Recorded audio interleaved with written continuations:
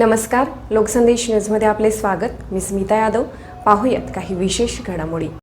महाविकास आघाडीच्या निमित्ताने एकत्रित आलेले तिघेही हे दरोडेखोर आहेत आणि त्यांनी T20 सारखे कमी वेळात जेवढे जास्त शासनाची तिजोरी कशी लुटता येईल याचा सपाटा त्यांनी लावलाय।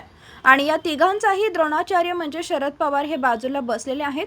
शरद पवार यांना द्रोणाचार्य म्हणजे द्रोणाचार्यांचा अपमान आहे असे वक्तव्य माजी राज्यमंत्री सदाभाऊ खोत यांनी केलं आहे। विदर्भातील बुलढाणा जिल्ह्याच्या दौऱ्यावर आलेले असताना ते बोलत होते। राज्यातील जनतेने महायुतीवर विश्वास दाखवला होता। नरेंद्र मोदी आणि देवेंद्र फडणवीस यांच्यावर विश्वास टाकून सत्ता देखील दिली होती। मात्र लग्न ठरावे, साखरपुडा व्हावा, हळद लागावी आणि अक्षता पडण्याच्या वेळेतच नवरी मंडप सोडून पळून जावी अशी स्थिती राज्यात निर्माण झाली आहे। नवरी पळून गेली आणि आमचा मंडप ओस पडला, मात्र अजूनही आम्ही मंडप सोडलेला नाही। अजूनही मंडप सजवून ठेवलंय, त्यामुळे योग्य वेळी बँड लावून आम्ही अक्षता टाकू असंही ते यावेळी म्हणाले। Bureau report, Loksandesh news. एकत्रित आलेले हे आहेत, हे तिन्ही दरोडेखोर होते, पण नाइलाजानं त्यांच्या लक्षात आलं की आपल्या दरोडा घालण्याची जी व्यवस्था आहे ते देवेंद्र फडणवीस सारखा माणूस मुख्यमंत्री झाला तर तो बंद पडेल। आणि म्हणून या तिन्ही दरोडेखोराने एकत्रित पटत नसताना, मनात नसताना सुद्धा ते एकत्रित काम करत आहेत। त्यांचा हेतू हा जनतेचा विकास करणं, जनतेला दिलासा देणं हा नाही आहे। त्यांचा हेतू जेवढा काळ आपल्याला मिळेल तेवढ्या काळात, कमी काळामध्ये, जसं T20 मॅचमध्ये प्रत्येक संघ हा कमी बॉलमध्ये जास्त रना काढत असतो, तेवढं जेवढा काळ मिळेल त्याच्यामध्ये जास्तीत जास्त कसं आपल्याला मिळवता येईल, राज्याची तिजोरी लुटता येईल, या दृष्टिकोनातून ही सगळी मंडळी काम करत आहे। आणि त्यांचा द्रोणाचार्य म्हटलं तरी चालेल, हा त्यांच्या बाजूला बसलेला आहे शरद पवारच्या रूपानं। पण मला वाटतं द्रोणाचार्य पदवी सुद्धा शरद पवारांना ही फारशी देणं योग्य नाही। तो द्रोणाचार्यांचा सुद्धा अपमान होईल असं मला वाटतं।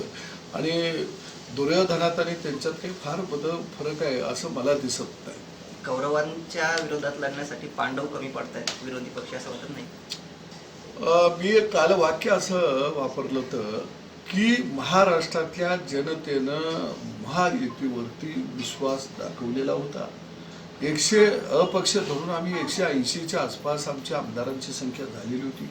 राज्यातल्या जनतेनं सत्ता खऱ्या अर्थानं देवेंद्र फडणवीस व्यक्तिमत्वावर विश्वास ठेवून आणि देशाचे पंतप्रधान आदरणीय नरेंद्र मोदी साहेबांचा विश्वास ठेवून दिलेली होती। आणि म्हणून मी काल म्हटलं होतं की जसं एखाद्याचं लग्न ठरावं, साखरपुडा व्हावा, नवरीला हळद लागावी आणि अक्षयताच्या टायमिंगला नवरीनं पळून जावावं, अशी परिस्थिती राज्यामध्ये एकंदरीत झाली। नवरी पळून गेलं त्यामुळे आमचा मंडप ओस पडला, त्याचा अर्थ असा काही नाही की आम्ही मंडप मोडलेला नाही आहे, मंडप आम्ही सजवून ठेवलेला आहे। योग्य वेळी आम्ही बँड लावून आम्ही अक्षयता टाकू। जिल्ह्यात तुमचा प्रवास आहे, जिल्ह्यात अतिवृष्टी झाली, गेल्या 5 दिवसामध्ये 7 शेतकऱ्यांच्या आत्महत्या झाल्या, पण सरकारकडनं कुठली ठोस मदत अजून दिली नाही। विरोधकांची भूमिका काय? नाही, माझं एक मत आहे की या वर्षीच्या ज्या काही आपत्त्या आल्या, मी मगाशी सगळ्या आपत्त्यांचा उल्लेख केला। चक्रीवादळ असेल, कोकण असेल, खानदेश असेल, अतिवृष्टी असेल, महापूर असेल, ह्यामध्ये जो देवेंद्र फडणवीस सरकारच्या काळातला 2019चा जो जार आहे तो लागू करा। दुसऱ्या बाजूला पीक विमा आणि सरकार अशी कधी युती झालेली मी पाहिली मोठ्या प्रमाणामध्ये पडलेला होता। आणि आता अतिवृष्टीमध्ये विदर्भ, मराठवाडा, खानदेशचा काही भाग हा मोठा खऱ्या अर्थानं या सगळ्या निसर्गाच्या दुष्टचक्रामध्ये सापडलेला आहे। आणि म्हणून आमची सरकारकडं, महाविकास आघाडी सरकारकडे एक मागणी आहे की 2019 साली जो जार देवेंद्र फडणवीस सरकारने जो काढलेला होता तो 2019चा महापुराच्या काळातला जार जसाच्या तसा काढा, की त्या जारमध्ये शेतकऱ्यांचं चालू पीक कर्ज माफ केलं गेलेलं होतं। ज्या शेतकऱ्यांनी पीक कर्ज घेतलं नाही त्यांना एनडीआरएफच्या नियमाच्या बाहेर जाऊन 4 पट नुकसान भरपाई त्या ठिकाणी शेतकऱ्यांना दिलेली होती। आणि त्याच धर्तीवरती आपल्याला या सरकारनं काम करावं अशी अपेक्षा संपूर्ण जनतेची आहे। त्या काळामध्ये विजेचं बिल माफ केलं गेलेलं होतं, शेतकऱ्यांची शेती पंपाची कनेक्शन कट करण्याचं थांबवलेलं होतं आणि असे काही धोरणात्मक निर्णय या करोनाच्या महामारीच्या काळ सगळा पाहता महाविकास आघाडी सरकारनं घेणं गरजेचं आहे. परंतु मला वाटतं की ते निर्णय घेणार नाहीत हे मी ठामपणानं सांगतो. आतापर्यंतच्या काही राज्यामध्ये ज्या घटना घडल्या या सगळ्या घटनांची पार्श्वभूमी पाहता जी काही निसर्गनिर्मित असतील किंवा आसमानी असतील किंवा सुलतानी असतील ही जी काही संकटं आली मग तो शेतकरून दिलेली होती. आणि म्हणून मी काल म्हटलं तर की जसं एखाद्याचं लग्न ठरावं, साखरपुडा व्हावा, नवरीला हळद लागावी आणि अक्षयताच्या टायमिंगला नवरीनं पळून जावावं अशी परिस्थिती राज्यामध्ये एकंदरीत झाली. नवरी पळून गेलं त्यामुळे आमचा मंडप ओस पडला. त्याचा अर्थ असा काही नाही की आम्ही मंडप मोडलेला नाही आहे, मंडप आम्ही सजवून ठेवलेला आहे. योग्य वेळी आम्ही बँड लावून आम्ही अक्षयता टाकू. जिल्ह्यात तुमचा प्रवास आहे. जिल्ह्यात अतिवृष्टी झाली. गेल्या 5 दिवसामध्ये 7 शेतकऱ्यांच्या आत्महत्या झाल्यात, पण सरकारकडनं कुठली ठोस मदत अजून दिली नाही.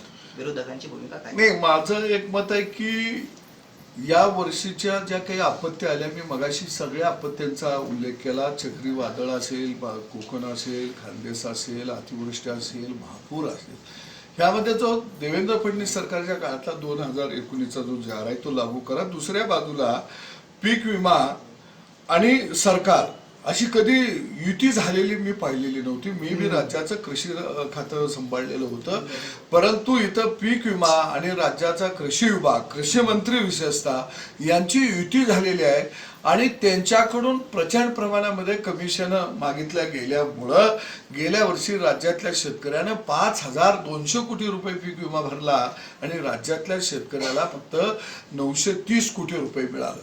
म्हणजे 4,000 कोटी रुपये, 90% रक्कम ही पीक विम्याची विमा कंपन्या लुटून घेतात, दरोडा घालतात. हे धाडस होतं कसं? आमच्या काळामध्ये जर आम्ही बघितलं तर 5,000, 6,000 कोटी रुपये आम्ही पीक विमा शेतकऱ्यांना दिला. आणि म्हणून आमची मागणी आहे की पीक विम्याचं दुकान तुमचं उघडं ठेवा, नाही बंद ठेवा, पण अतिवृष्टीमध्ये नुकसानग्रस्त शेतकऱ्याला 100% तुम्ही पीक विमा द्या. पीक विमा ज्या शेतकऱ्यांना काढला नसेल तर त्या पीक विम्याच्या जेवढा काही त्याचा मुद्दा, पीक विम्याची जेवढी रक्कम होईल तेवढी रक्कम त्या शेतकऱ्याला त्या ठिकाणी नुकसान भरपाई म्हणून द्या. ही आमची मागणी आहे. खरीपाचं पीक गेलेलं आहे, उडीद गेलेलं आहे, मूग गेलेलं आहे, सोयाबीन गेलेलं आहे. कपाशीच्या बोंडामध्ये सुद्धा पाण्यामुळं तिची वाढ होण्याची क्षमता आता थांबणार आहे. आणि म्हणून निश्चितपणाने पंचनामे करू नका. कारण उद्धव साहेबच म्हटलेले होतं. उद्धव साहेब काय म्हटलेले होते की उद्धव साहेब म्हटलेले होते की शेतकऱ्याच्या बांधावर गेल्यानंतर कसले पंचनामे करता. म्हणजे आता तुम्ही सत्तेमध्ये आहात, मग तुम्ही कसले पंचनामा करता? मग मला नाही इलाजाने म्हणावं लागतं की राज्याचं हे सरकार म्हणजे सर्कस झालेली आहे आणि सर्कशीमध्ये विदूषकांची संख्या जास्त झालेली आहे. म्हणजे खऱ्या अर्थानं त्यातलं काय करायला पाहिजे हे या सरकारला निश्चितपणानं कळून येत नाही.